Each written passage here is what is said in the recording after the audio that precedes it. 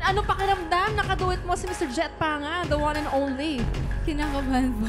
Actually, kanina pa po ako kinakabahan. Pero magaling kasi hindi halata. Sir Jet, anong masasabi niyo sa performance ni Juan? Actually, mas nalalamig yung kamay ko ngayon. Ang tagal ko nang kinakanta tong kanta na to, pero iba-iba yung feeling ngayon na mayroong isang babae na napaka-powerful ng boses. Bihirang makarinig ng salamat na babae ang kumakanta. And with a voice like Joaris, Wow! Astig! umapoy ang stage. Yes. Pero Sir Jet, salamat. Salamat for being here. You're welcome.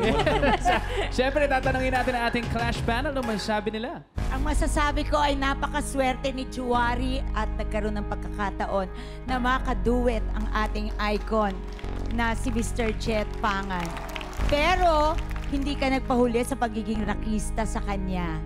And Mr. Jet, maraming salamat na ikaw ay nandito at nakisama sa amin ngayon.